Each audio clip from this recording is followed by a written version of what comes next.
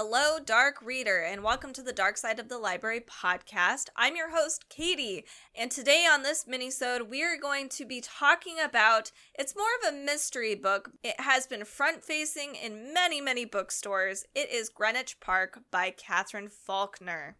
Before I fully begin, though, let me just remind you that we do have an Amazon Live store. So check us out on amazon.com/live or /shop/dark side of the library. You can find us live streaming over there. We're also thinking about doing a Patreon, so get prepared for that if that's something that interests you. Back to the book, though. Now, originally when we were doing our January curated books, this was not something I was going to quickly pick up. First of all, it does seem to be really heavy when it talks about being a mother-to-be, and I will talk about the summary in just a second. I have no intention of being a mother, or most of those times, like domestic horror in that realm isn't something that I know I can relate to, so I don't usually pick those up.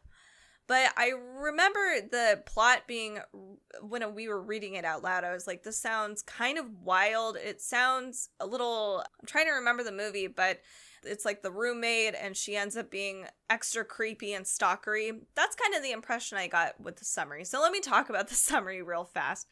All right, so this is what the publisher has to say. Helen's idyllic life, handsome architect husband, gorgeous Victorian house, and cherished baby on the way after years of trying, begins to change the day she attends her first prenatal class and meets Rachel. Rachel is unpredictable and a single mother-to-be. Rachel doesn't seem very maternal. She does crazy things like smokes, drinks, and she really has no interest in parenthood whatsoever. Still, Helen is drawn to her. Maybe Rachel just needs a friend. And to be honest, Helen's a bit lonely herself. At least Rachel's fun to be with. She makes Helen laugh, invites her confidences, and distracts her from her fears. But her increasingly erratic behavior is really unsettling, and Helen's not the only one who's noticed. Her friends and family begin to suspect that her new strange friend may be linked to their shared history in unexpected ways. When Rachel threatens to expose a past crime that could destroy all their lives, it becomes clear that there are more than a few secrets laying beneath the broad-leaved trees and warm lamplight of Greenwich Park. This book is Katherine Faulkner's debut novel. In fact, she was pregnant and on maternity leave while she was writing this book. She is an amazing investigative journalist already, and she's won awards for that. She even studied history at Cambridge, and then she got a postgraduate diploma in newspaper journalism. So this is kind of that sort of book where it is very investigative, but don't get me wrong, this isn't overpowering. It doesn't have that extra mystery, whodunit kind of thing going on. There's still a lot of character dissection that's really fascinating, and it has nothing to do with necessarily the case, just each person. And the investigative part, I feel like, happens more towards the last half of the book, but anyway. It's cool that this is her debut novel, and it's been doing so well. So let me tell you how I feel about Greenwich Park. First of all, I'm going to say, again, just to reiterate, this is more of a mystery thriller. It's got a bit of suspense behind it. There are some dark themes. There's things like sexual assault, there's murder, there are sometimes like domestic violence situations, there's miscarriages, etc. But this has no like supernatural elements to it. I love the fact that they do live in a Victorian fancy house, but other than that, it's not that typical dark novel that we usually talk about. It's more of a thriller. Next is the pacing. This starts off kind of like a roller coaster, so like a really good one. So you get in the little cart, and then, it takes a really long time. It's really slow. You go around a couple corners, but you seem like it's taking forever. And then you finally start working your way up to the very highest peak of the roller coaster. And that's how this book is like. You're waiting in anticipation as it is slowly building up to where we get to that incline. And then you feel that incline and you're like, oh, I know what's coming. And you get really excited. And then finally you get dropped. And it's wild and it's fun. So nowhere in this book did I feel bored per se. But they're definitely in the beginning. It was a slow start.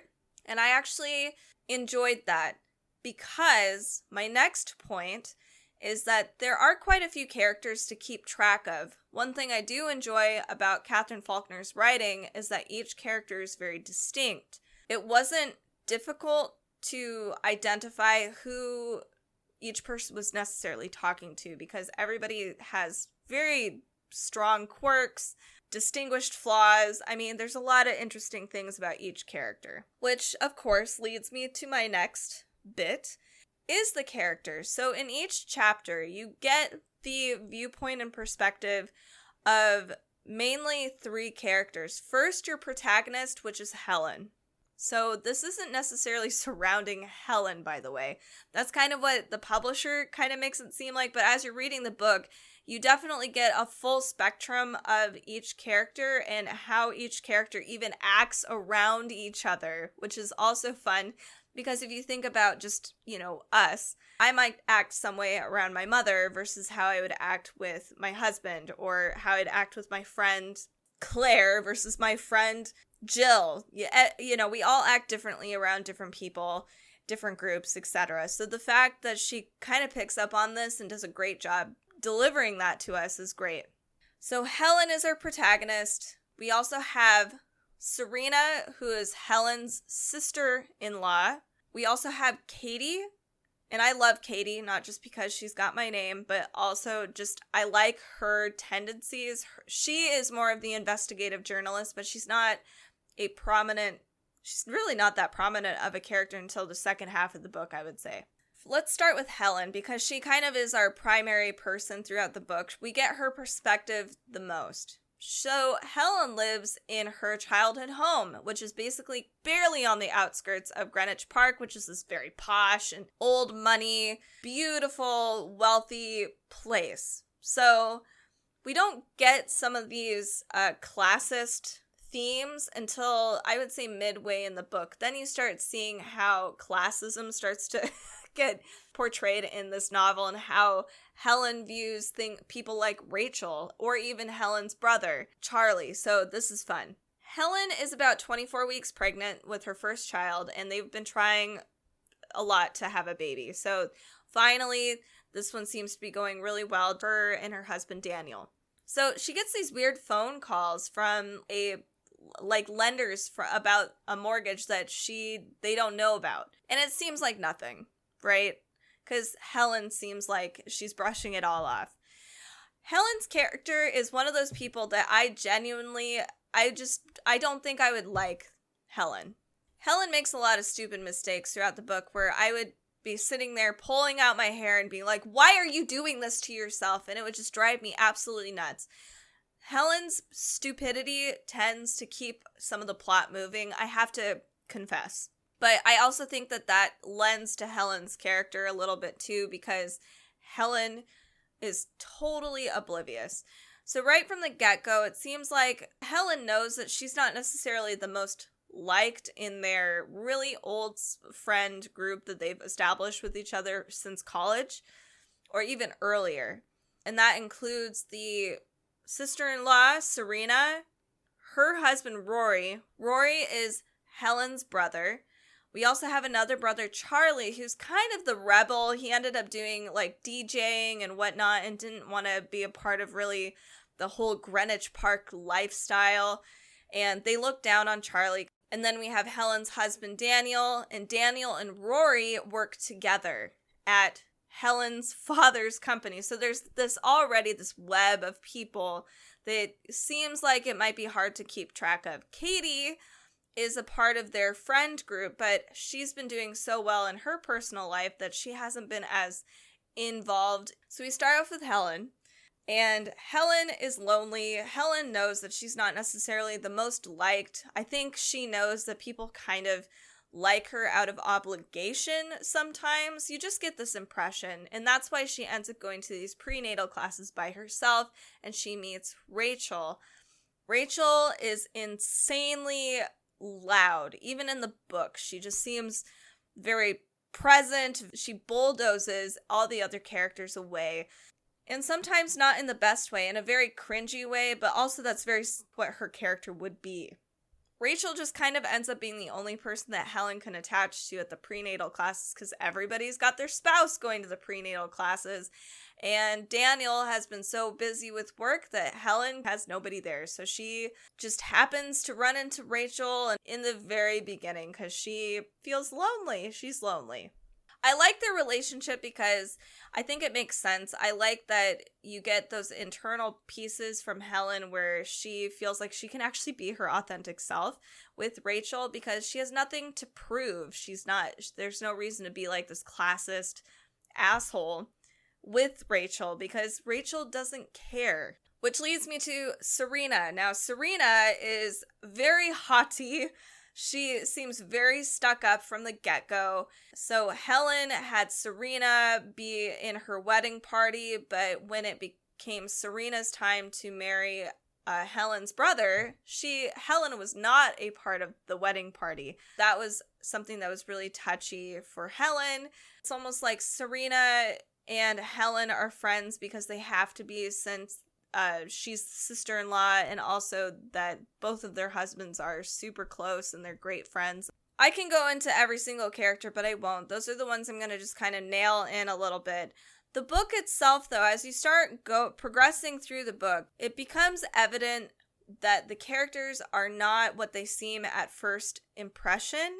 So we get little bits of Helen and you kind of start feeling bad for her, but then there's parts where you're just like, wow, I don't feel bad for you at all. That happens throughout the entire novel, where you get a little first impression of somebody. Even sometimes you're like, wow, this person is really terrible, first impression, and then they grow on you later. So I like that kind of development throughout the novel.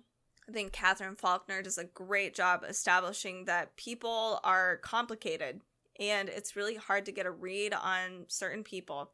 I knew right off the bat what was going to happen. I didn't know how. And then I also, even though I knew, I really liked just the revelation of it all. I still really enjoyed it. I do have a few issues that I had with the book. So there is a part in the end, I'm not going to say what it specifically is, but what I am going to say, and somebody on Goodreads put this perfectly, cement doesn't work that way. Yeah, that part was facepalm worthy, in my opinion. As somebody that did work on construction sites, that's not how concrete works. And then it ended abruptly. It left you wondering a few things. And I didn't dislike it. Let me just say that. I felt like what she did was actually quite good. So it gave the people that really needed a good, let's tie a nice, beautiful bow on the top of the story. She gave us a bow, but then she complicated it a little bit more and then left that part open-ended.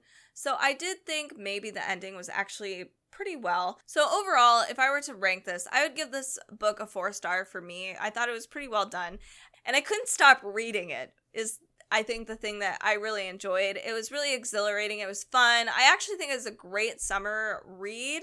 It wasn't what I was anticipating for a summer read. It's perfect. So yeah, I would say a 4 out of 5. It's a great thriller book. If that's something that you're looking for in your arsenal for this summer, check this one out. It's actually quite good. So this is Greenwich Park. It's by Katherine Faulkner, and it was published on January 25th of this year, and I'm glad I picked it up. The characters were great. I liked them all in the fact that they were very well developed. I did not actually like them all. Some of them I just really wanted to shake or just slap. If you're looking for more dark reads, come check us out on our other podcast episodes. We try to publish every Wednesday, and I do deep dives on Friday of books that I've been reading lately, so that maybe you guys will be intrigued too. Make sure to join us on our socials at Dark Side of the Library on Instagram and Facebook, and our YouTube channel. We also have an Amazon live shop, like I said in the very beginning. It's amazon.com/live/darksideofthelibrary. And I think we're thinking of doing a Patreon, so let us know what you guys think of that. Thank you guys so much for listening to this minisode. Have a creeptastic week and stay cool.